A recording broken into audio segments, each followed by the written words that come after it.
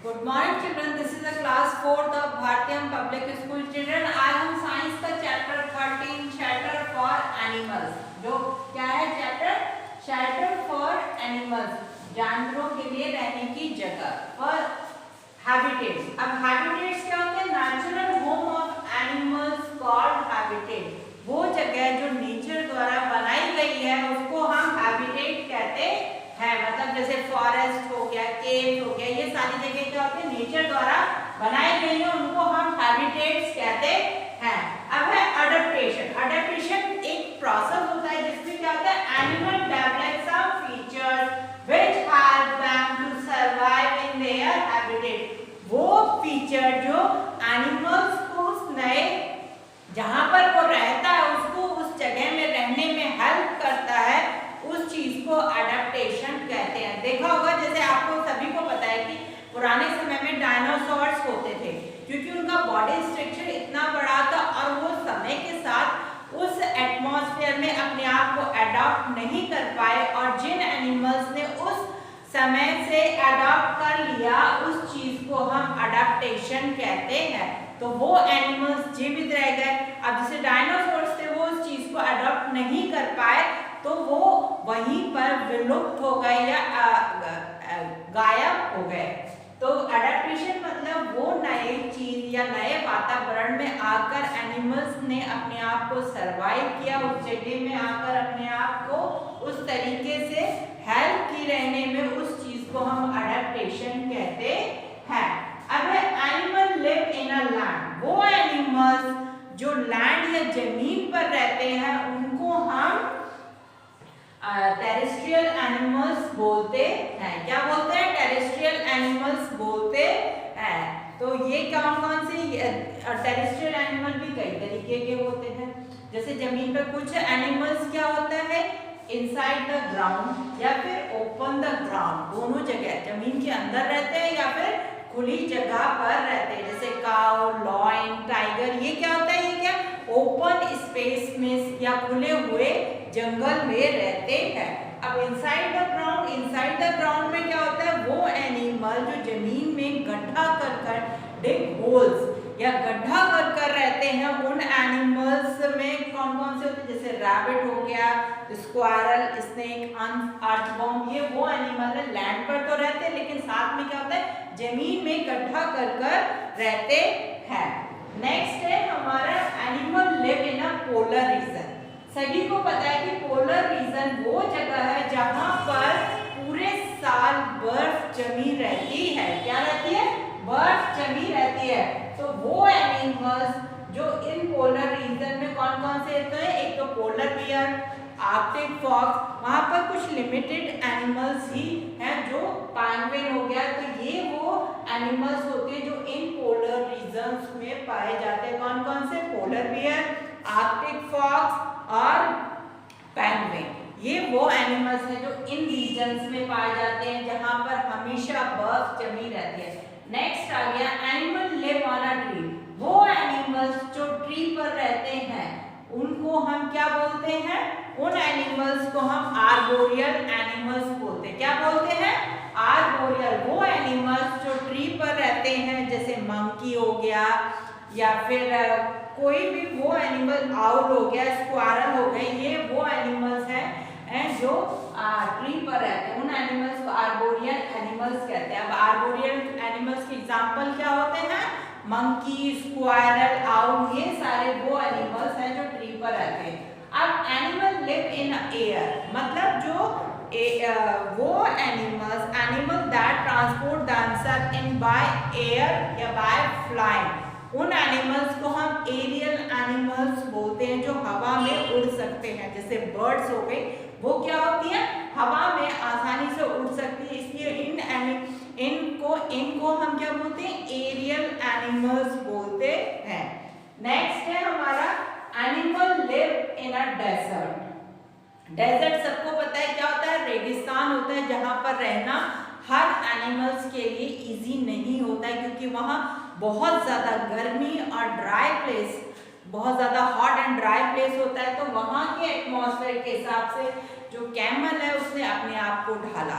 तो उसमें कैमल की बॉडी आप लोगों ने सभी ने देखी होगी क्योंकि उसकी बॉडी ऐसी होती है कि एक लंबे समय तक उसको पानी या खाना ना दे तो भी वह जीवित रह सकता है। और जो उसके फीट्स होते हैं तो उसमें नीचे क्या होता है, गद्दा उसके टाइप से होता है जिससे वो जो रेत होती है उसमें वो आसानी से चल सकता है। और जो उसकी आईलैशेस क्या होती है, जो आपकी ये पलक है इनसे वो उसकी पलक जो होती है वो डबल लेयर होती है, क्योंकि देखा होगा जब हवा चलती है तो रेत कितने ज़्यादा तेजी से उड़ता है, तो जो उसकी डबल आईलैशेस की वजह से वो रेत उसकी आईज में नहीं आता।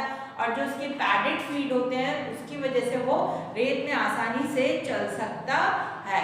और जो बॉडी के उसके ऊपर उठा हुआ एरिया होता है उसको हम बोलते हैं, उसमें क्या करता है वो पानी अपने लिए स्टोर, पानी और खाना एज अ फैट के रूप में स्टोर करता है।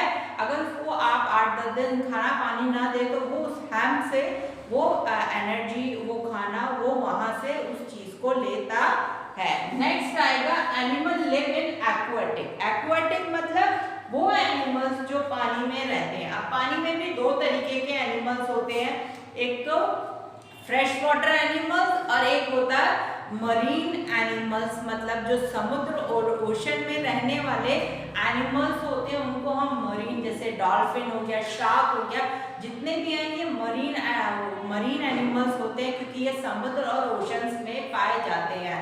अब फ्रेश वाटर में वो एनिमल्स होते हैं तो उनमें क्या होता है, उनमें फिश होती है और फ्रेश वाटर में ये अपने लंग्स के, फ्रेश वाटर में जो एनिमल्स होते हैं वो अपने लंग्स के थ्रू ब्रीथ करते हैं।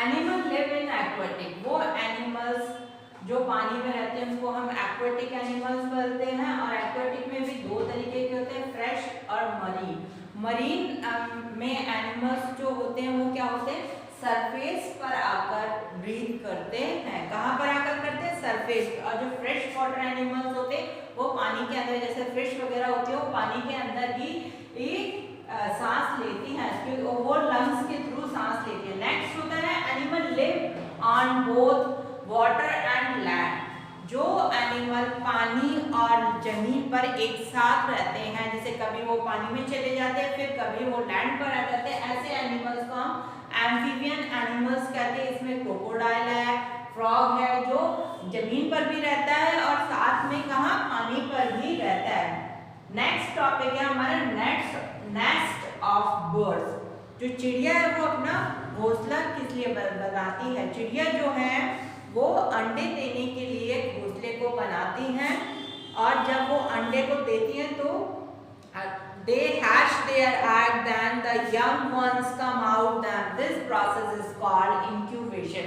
जो अंडे से बच्चे बाहर निकलने का जो प्रोसेस होता है उसको हम इंक्यूबेशन बोलते हैं। क्या बोलते हैं, इंक्यूबेशन।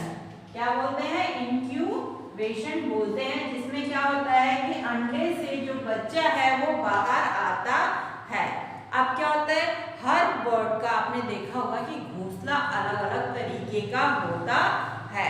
जो वीवर बर्ड्स होती हैं, कौन सी बर्ड्स, वीवर बर्ड्स होती हैं, वो अपने घोंसला किससे बनाती हैं, सूखे पत्तियों से, ग्रास से, या फिर जो पतली पतली सूखी टहनियाँ होती हैं उससे वो अपना घोंसला बनाती हैं। और इनके घोंसले में क्या होता है, जो घुसने का जो अंदर जाने का जो एरिया होता है वो बहुत ही फ्रॉम अ लोअर साइड, मतलब बहुत छोटा सा होता है इनका। और अंदर से क्या होता है, जैसे मान लीजिए ये घोंसला है तो इसमें क्या होता है, इनका यहाँ पर जो एंट्रेंस होती है वो बहुत छोटी होती है और लेकिन अंदर का जो हिस्सा होता है वो काफी बड़ा होता है। इससे क्या होता है कि अगर कोई और इनके अंडे चुराना चाहे तो वो नहीं चुरा सकता है, क्योंकि घुसने की जो एंट्रेंस है वो बहुत छोटी होती है, जिसमें ये तो घुस जाती हैं आसानी से, लेकिन कोई और एनिमल अगर इनके अंडे चुराना चाहे तो वो नहीं कर सकता है। अब नेक्स्ट आती है टेलर बर्ड। तो सबको ही पता है कि टेलर बर्ड एक ऐसी, इसका नाम भी इसीलिए टेलर बर्ड पड़ा है क्योंकि ये अपना घोंसला ऐसा बनाती है जैसे बड़े बड़े पत्तों को लेकर उनको लगता है कि जैसे किसी टेलर ने सिला, मतलब इतना सुंदर अपना घोंसला बनाती है, इसीलिए इस बर्ड का नाम टेलर बर्ड पड़ा है। अब क्या होता है वुड पैकर।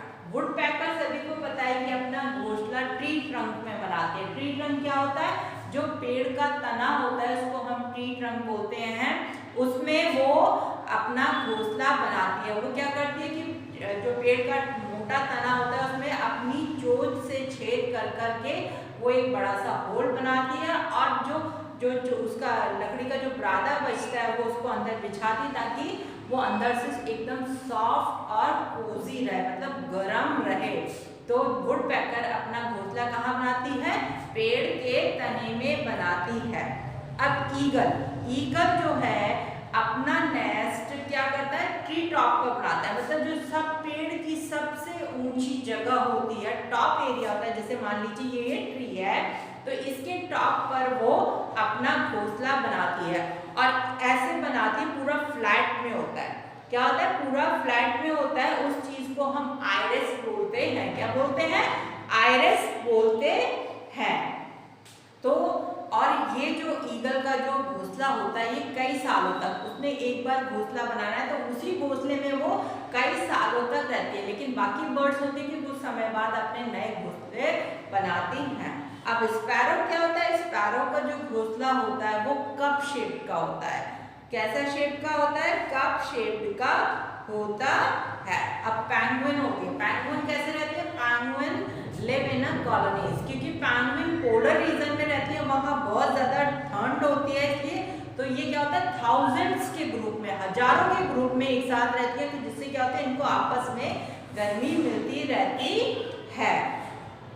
और जो कोयल होती है, कोयल कभी भी अपने लिए घोंसला नहीं बनाती है। कोयल इज अ लेजी बर्ड, इसको क्या बोलते हैं, एक लेजी या आलसी चिड़िया बोलते हैं। ये कभी भी अपना घोंसला नहीं बनाती, किसी भी चिड़िया के घोंसले में जाकर अंडे देती है, और फिर वो जब अंडे मेनली जाकर क्रो मतलब कौवा के घोंसले में जाकर अंडे देती है, और जब वो अंडे बड़े हो जाते हैं वो पता चलता है कि वो तो कोयल के बच्चे थे, फिर वो बच्चे उड़ जाते हैं। इसलिए जो कोयल है वो एक ऐसी बर्ड है जो कभी भी अंडे नहीं, मतलब सॉरी घोंसला नहीं बनाती है, लेकिन अपने अंडे क्रो के नेस्ट में जाकर देती है। अब है मैन मेड शेल्टर। कुछ पेट्स होते हैं जिनको हम घर में पालते हैं, जैसे डॉग हो गया, कैट हो गया, तो उनको हम क्या करते हैं, उनके लिए हम अलग से घर बनाते हैं या फिर उनके लिए फार्म होते हैं, तो वो ह्यूमन मेड हाउसेस कहलाते हैं, मतलब man made home for animals. वो घर मतलब ह्यूमंस के द्वारा बनाए हुए घर होते हैं, जैसे फार्म हो गए जहाँ पर जैसे गाय भैंसों को पाला जाता है। ये मैंने आपको बताया था different shelter for different types of animal, मतलब हर एनिमल्स के लिए अलग अलग रहने के तरीके होते हैं, अलग अलग उनके घर होते हैं। तो चिल्ड्रन ये पूरा चैप्टर आपको समझ आ गया होगा, जिसमें मैंने एनिमल्स के घर के बारे में, उनके हैबिट्स के बारे में आपको बताया है।